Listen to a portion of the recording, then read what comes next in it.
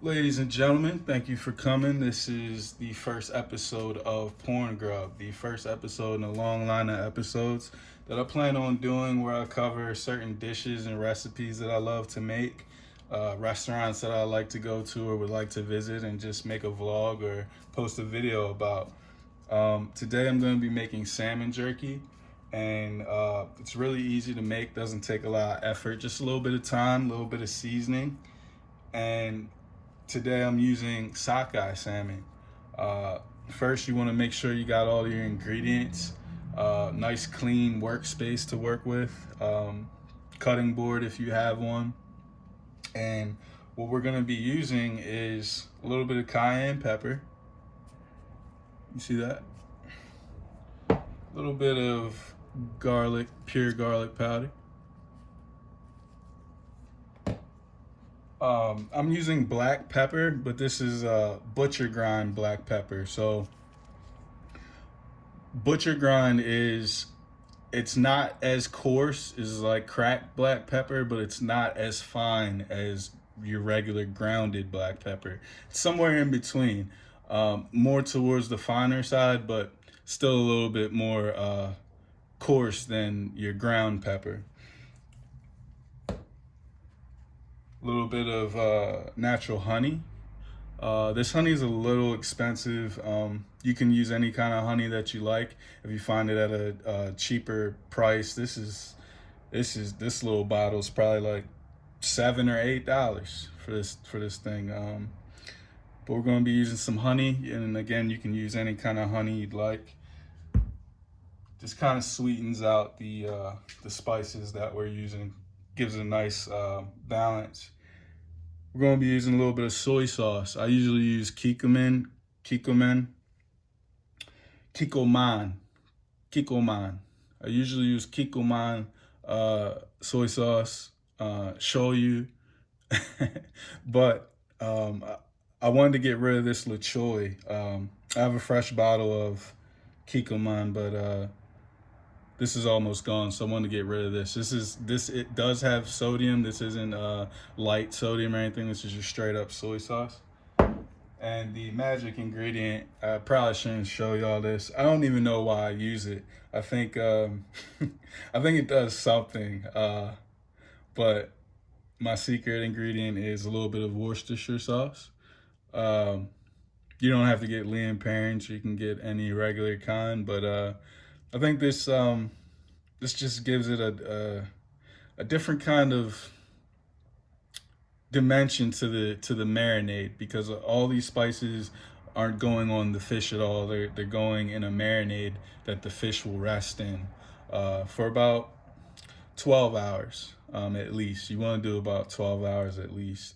And that's all the ingredients. The main thing, of course, is salmon.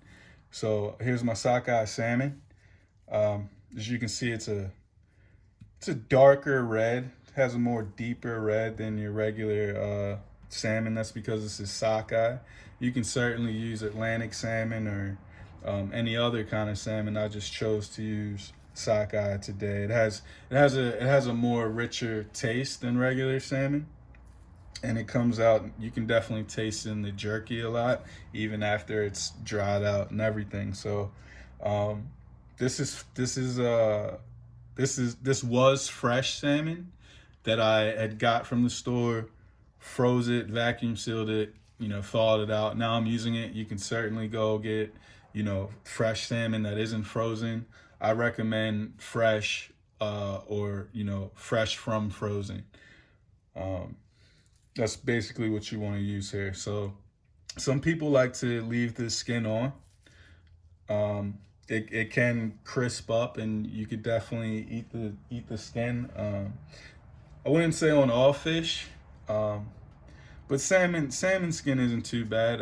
But today I'm not gonna use it. I'm gonna remove it with this fillet knife that I have. You want to make sure that if you do leave the skin on, that it's scale free. You don't want any scales on your skin. You don't want to be eating scales. That would be bad.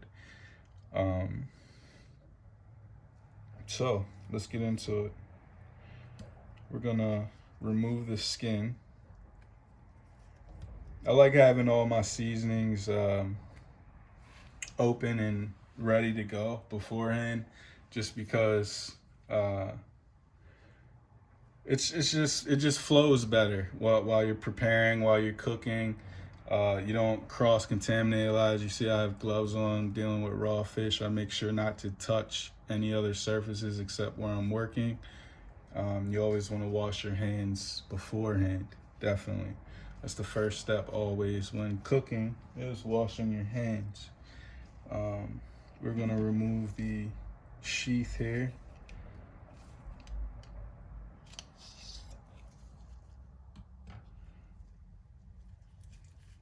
Flip these over. So the first part of this video is just getting the fish ready. And the second part will be the actual process. You see a little lip here.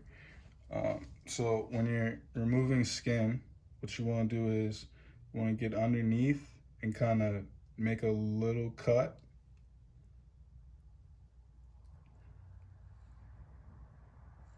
Just really lightly.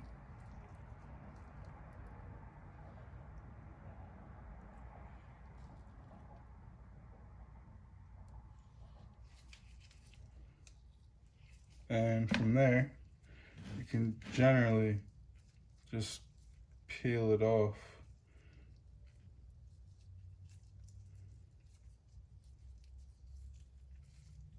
Be gentle with it. You might need to make an additional cut or so. Now, if you leave the skin on while you're making the jerky, it'll crisp up, in the final product, and it will be edible. But you could also still leave the skin on while it's cooking, and it just peels off so easily in the final product. Kind of just guide the knife while you're cutting here.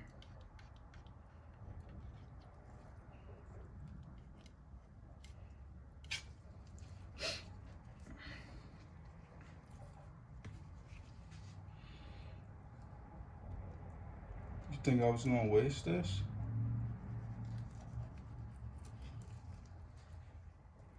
I'm not a pro, man. I don't even.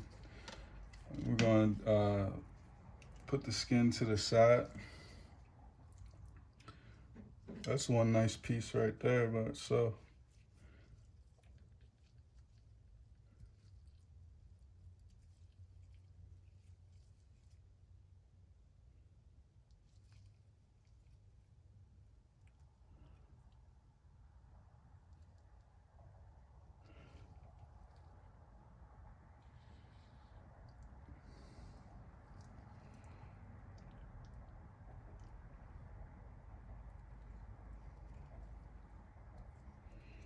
The thing about wild salmon, fresh caught salmon, is you can come across bones inside the meat. Um, Usually, you can have the seafood staff at the grocery store debone it for you, but you could certainly do it yourself. So you just kind of hold that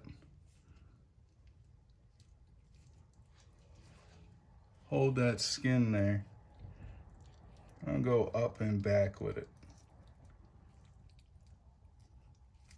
while holding the skin down kind of tight.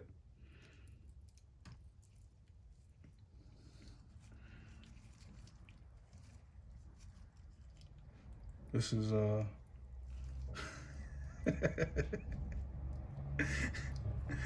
this is terrible. This is terrible. All right, so this is probably dangerous. I'm stabbing the other steak.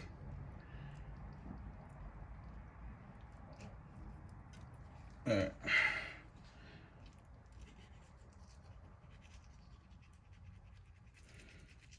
Now, if you were gonna make this for, if you were gonna make this for your cat or your dog, just don't use any seasons. Just cut it up and add nothing, absolutely nothing.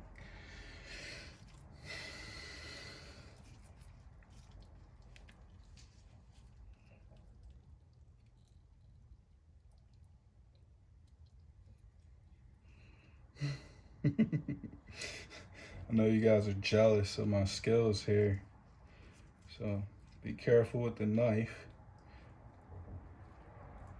Look, you don't have to do it the way I'm doing it. Obviously, I'm not removing the skin completely the right way at all, but I'm just showing you how to make salmon jerky and the spices that I use for the taste that I like. And if you know how to remove the skin or can have somebody remove it for you, feel free. I need a little bit of practice. Okay, so we have our steaks skinned. Now we're just gonna slice it up. We're gonna slice it in like half the width of a pencil, number 2 pencil. Straight across, just like that.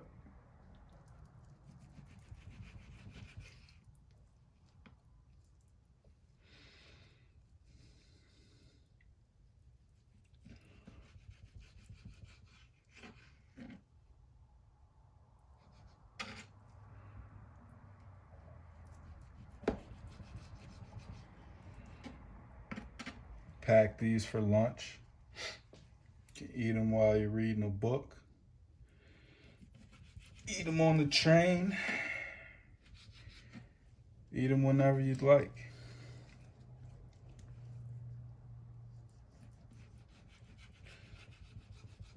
These last 2 pieces here are a little bit thicker, which is fine.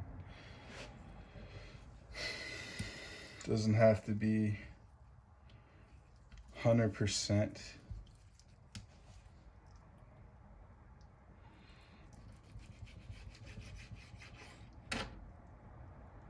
Nice little strips, you know?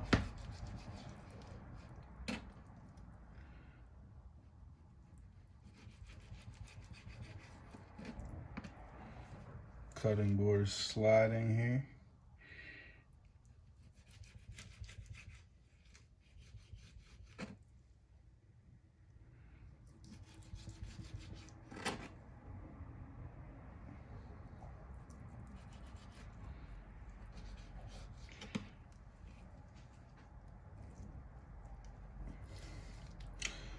Well, it was a lot more than 10 to 15. I see 3, 4, 5, 6, 7. Yeah, we're looking at like 20 slices here. Maybe a little bit more. Which is cool, because I mean, based on how many you're eating, you don't want to eat 20 pieces at one time. This could last me a week or 2. If you store it properly in a nice airtight glass jar, maybe with a nice little silica pack in there for the moisture. So this will last quite a long time for me. Meat was a little little softer from thawing out. Okay, so got our pieces ready. Now, the fun part is we just let it sit now. We're gonna make our, take my gloves off here. We're going to make the marinade. Let me switch my gloves.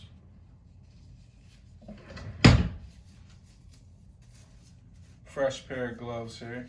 I just when dealing with fish, man, I just like switching out gloves, keep my hands clean, and you can get a nice fishy smell in your fingers. It's hard to go away.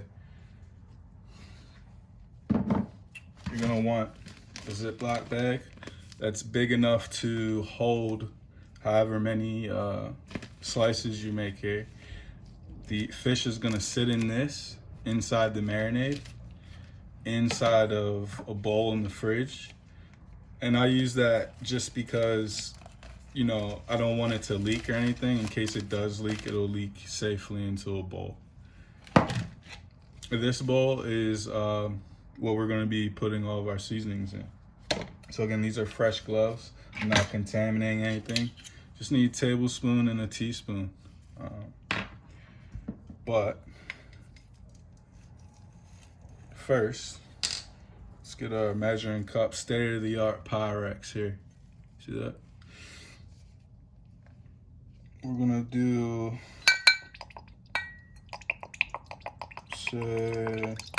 now what you're gonna use here is gonna be based on how many slices you have.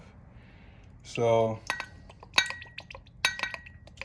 I'm gonna do a quarter cup of soy sauce.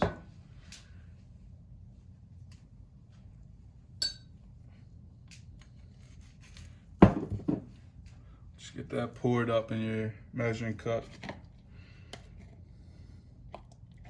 Pour that on in there. We're gonna use,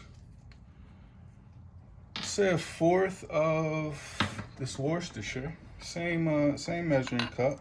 It's all going in the same batch, baby.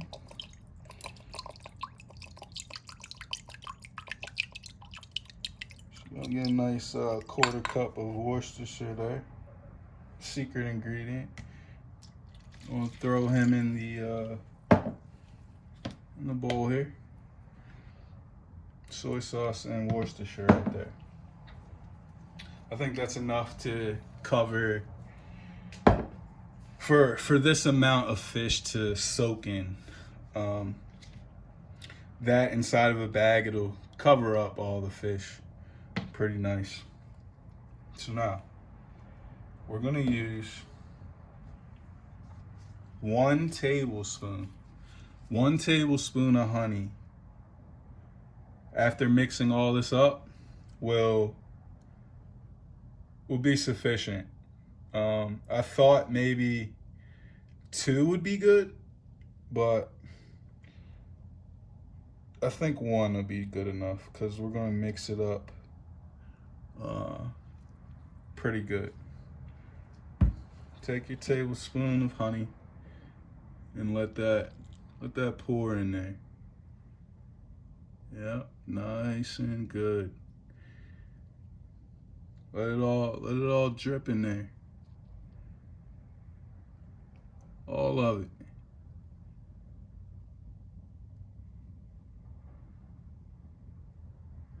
And if you're feeling extra nasty, you could get the little bit out of the tablespoon, lick the little bit out the tablespoon. That's super sweet. Because we're not going to be using the tablespoon anymore. We're done with that.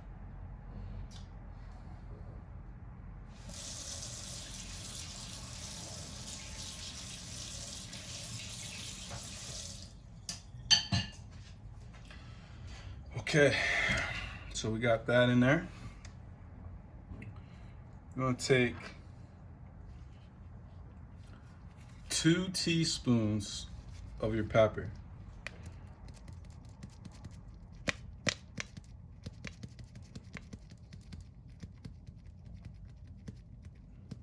Here's 1. I'm gonna throw him in there. And 2. Now say you had like 10 slices.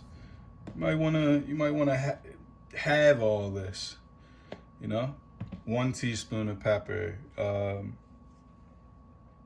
a half of a quarter of a cup of soy sauce, a half of a quarter cup of Worcestershire, and so on and so on. So that's your pepper. We're gonna use 1 teaspoon of garlic powder, pure garlic powder, not garlic salt, garlic powder. This recipe has no salt in it whatsoever except what comes with the soy sauce and the other stuff. No additional salt is added. I'll throw him in there. A little bit of cayenne pepper. You can omit this if you have a problem with stuff being too spicy, or you don't like spice at all. I like using this for a little bit of a kick. Now with this, you're going to use half a teaspoon. For these 20 slices here, so that's still plenty to still be able to taste the fish, have a little bit of kick, and not be overbearing. Even though I love spicy food, with this recipe, man, that's making my nose got up my nose a little bit. With this recipe, you don't you want it to have like a nice sweet salty flavor, not so much a spicy flavor, but the cayenne kind of gives it a little bit of a zing, you know. All right, so we got our little marinade here. We're gonna mix him up really good. Grab your little fork.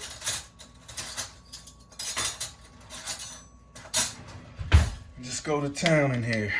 Of course, you could use a blender. You could use electric stir.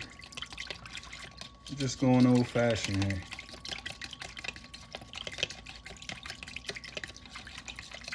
That honey, you wanna make sure it's not really stuck to the bottom. See how there's you can't really see. You see that syrup here? You wanna get all that kind of scraped up. You're gonna be here good. You're gonna be here a good minute, 2 minutes, just mixing. But after that,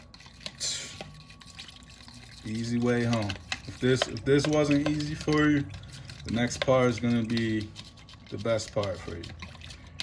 Some of them seasons up the sides there.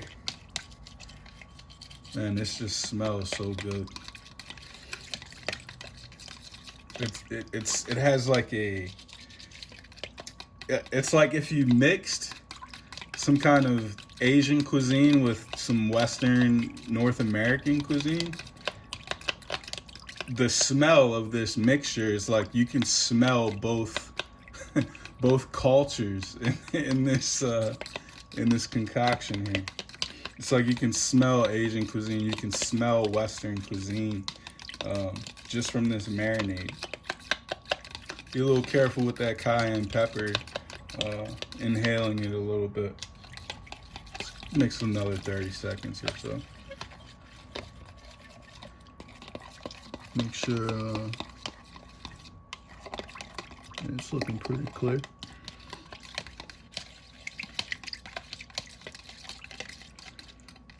All right.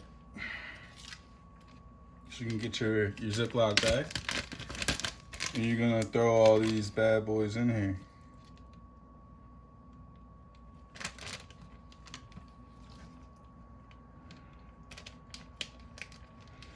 Now again, you don't have to use the seasonings at all.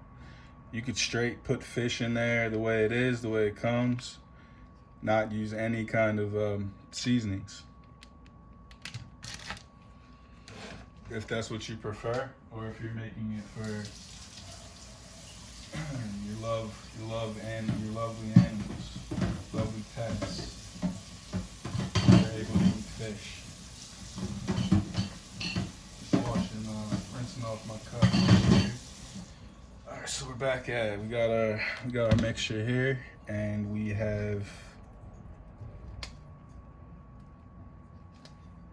We have our salmon in our bowl here.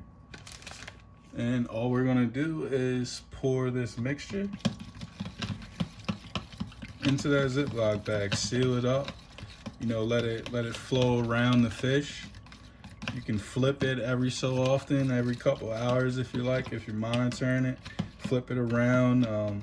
Just be gentle squeezing the bag. You don't want to crush the fish. The meat is kind of soft, especially since I had thawed this out from frozen. But nonetheless, I'm gonna open it up here. Drop in our marinade.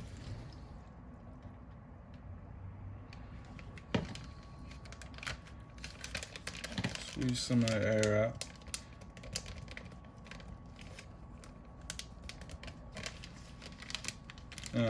Just kind of let it flow around.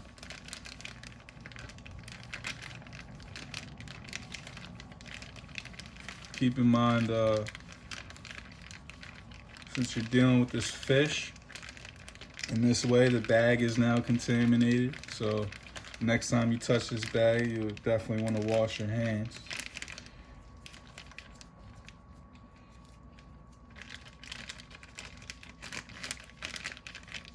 Just kind of let it just, you know, flow around.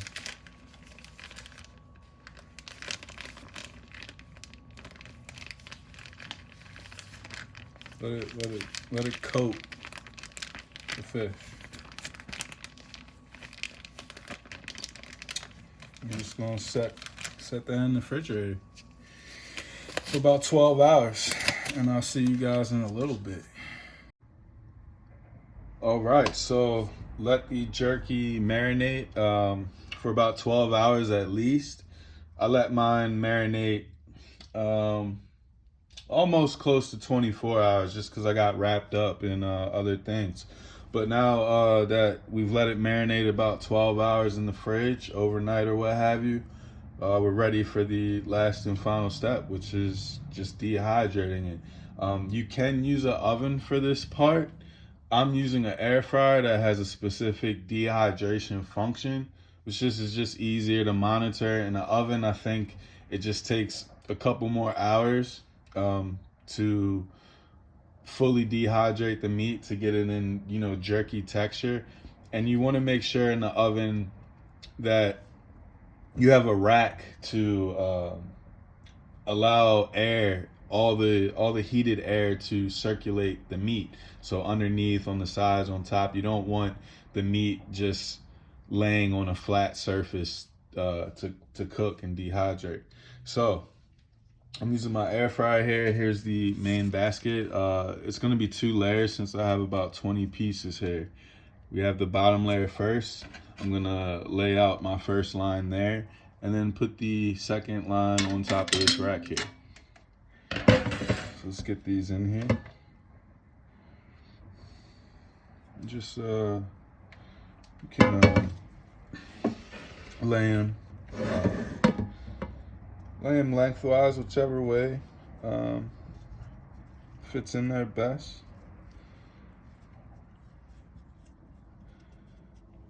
The instructions for an oven, if you're going to use an oven on this part, you might want to double check online to a different spots, see what their recommendations are.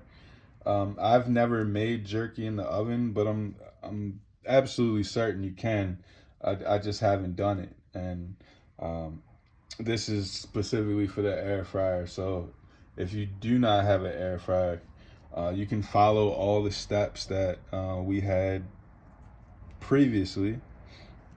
Just, you know, for the dehydration part, follow their instructions that they give you for the oven.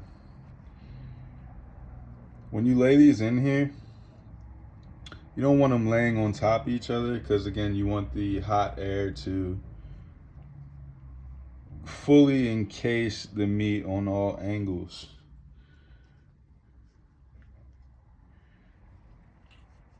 Could probably fit one more piece in the middle there. Get a nice little wide flat piece right there. And now we're gonna drop our grate on top. All right, so this is gonna separate the bottom layer from the top.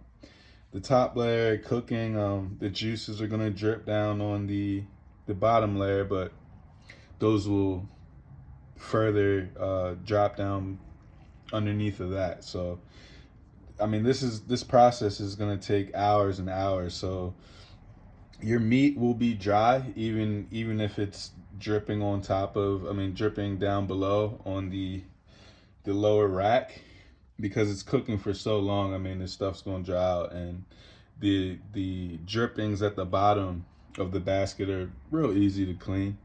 Usually it's non-stick surfaces here, so pretty easy to clean there.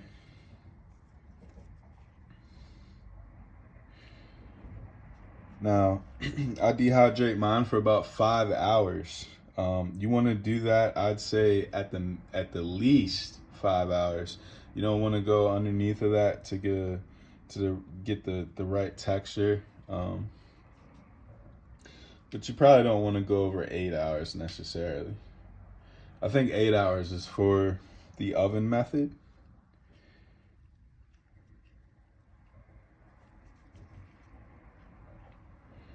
Look, these little chunks in here. Can lay that on there. Now, take these gloves off.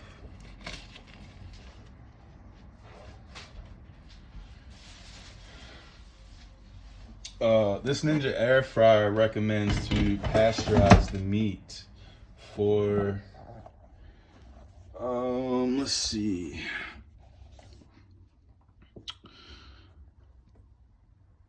1 minute. So we roast it at 330 degrees for 1 minute to pasteurize the meat first.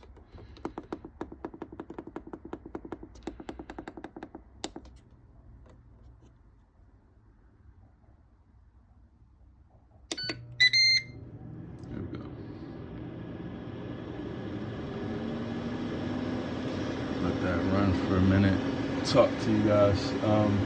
This is my second time making salmon jerky. The first time I made it the same way. I think I changed up the marinade just a little bit, maybe with the amounts that I used. And I don't think I used garlic powder last time, so I'm trying it out this time and see how it works out. So after this pasteurization process, we're gonna start the official cooking process. And you just set the timer, forget about it, come back, take your stuff out, and enjoy your food, man. I think it's pretty good. I hope you do too. I'm looking forward to making more stuff in the future. Share with you guys, show you kind of stuff that I like to eat when I can. All right, now we're gonna set this to dehydrate.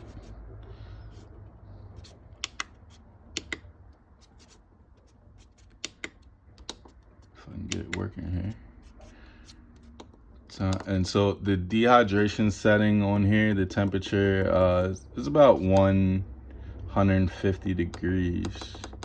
I'm gonna set this straight at 5 hours on dehydrate setting.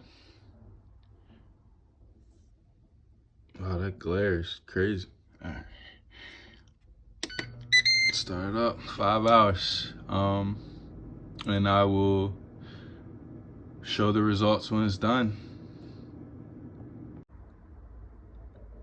So the jerky's done. It's been about 5 hours. And this is what we're looking like.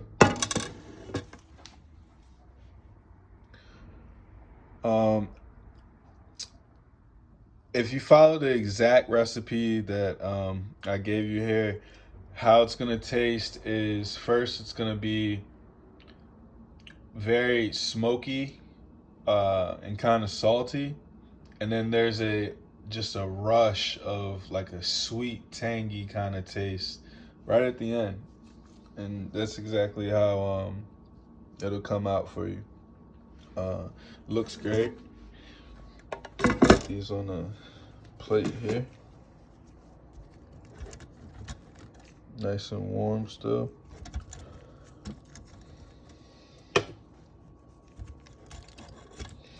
Now, to store them, you can put it in a glass mason jar, which is probably the best thing for long-term storage. If you're not gonna store it for that long, you can put them in, you know, any kind of container that seals really well. And if you are going to use a glass mason jar like this one over here, you would want to have a food grade silica pack, gel pack, to catch any moisture in there, because usually a lot of moisture builds up in the containers and kind of messes with the quality of the overall product. A little piece stuck right there, couple pieces.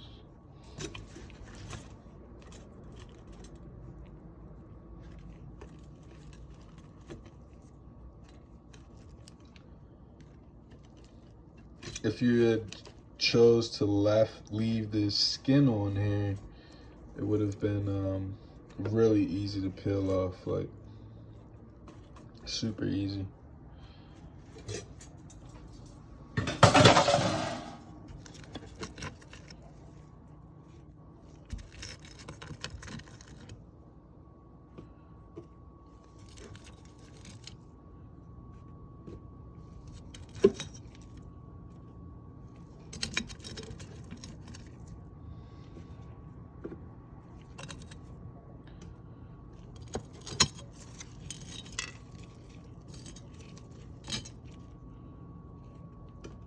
And this is how we're looking. Looks great. These pieces up here, you can tell are a little bit barely, but you can tell that they're a little soft in the middle. Just a little. These two flat, wide pieces up here. Everything else is pretty well done, I'd say.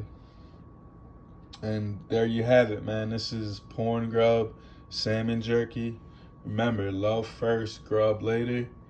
I'll see you guys later. Enjoy.